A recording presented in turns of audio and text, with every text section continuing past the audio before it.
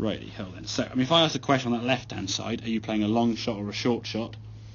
Unless you actually know which ones we do know, I wouldn't know the difference in those two things. That looks like a full swing to me. It could be a full swing. Because my feet are way Yeah, fast. you're in a full swing setup trying to play a short shot. So it's always difficult to play that sort of type of shot. The same way if you were set up here as you're playing a short shot with a driver.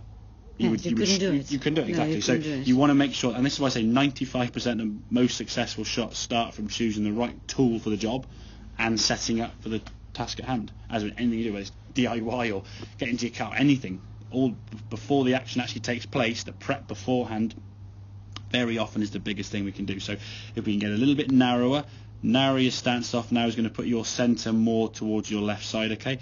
We want the centre of your body on top of the golf ball. So your hands are just slightly in front of, which is perfect, okay? And the weight now is going to favour that front foot. Just going to help the club now when it comes down to strike the ball coming down rather than being more on the way up and sort of lifting, okay? Because if we look at this motion here now and you came through, a little bit scoopy with the wrist, there's a that curve there with the wrist, just a bit flick there with the hands. On a good lie, and when you're playing well, you can get away with it, okay? When it's not such a good lie and the ball's sat down in the mud, it's not quite as easy. And again, if you're playing from a full width of stance, you probably have to sort of decelerate a little bit as well because you've got quite a powerful swing set up there. You're creating too much power. If you want to try and go 40 yards and you create, I don't know, 70 yards of power, you think, oh, I've got to try and take some power off now. And then you're decelerating, slowing down, body stops, flick, and then you end up topping it all. Miss hitting, okay? So from a nice small setup here now, we can judge the power going back.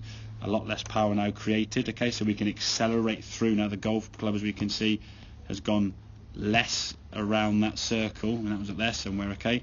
Now from that position we can accelerate through.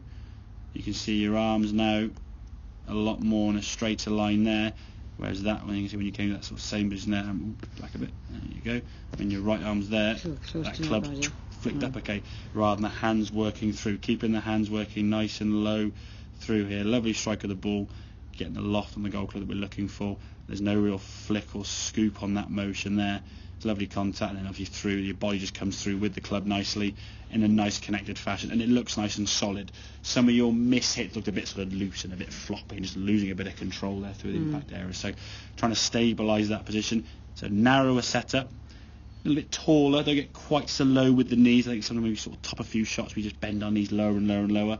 The more you bend your knees, the further from the ball you're going to get. And if the weight gets back on the heels there, very hard to actually move the body at all. So you just get very flicky with the arms there, you're losing a lot of control. So, okay. Yeah. So, slightly taller, narrower, weight favouring that left side, and then from there we can sort of keep that club going longer and lower, a bit more acceleration through, utilise the full loft. And whichever club you take, so if you take a 7-9, it's going to be going low and then run. 9-9, probably half and then run. You're taking a sand wedge and a little bit of run. Okay, that's kind of like the ball flights of the three clubs you're going to get. Okay, 7-9, I guess 1/3, 2/3 roll, 9-9, 50-50, sand wedge, 2/3 in the air, 1/3 roll, give or take. I mean, that's not exact, but it'll give you a rough idea. The setup though and the swing pretty much are the same. Okay. Right. Yeah. Happy then, yeah? Yeah. Excellent, yeah. good stuff.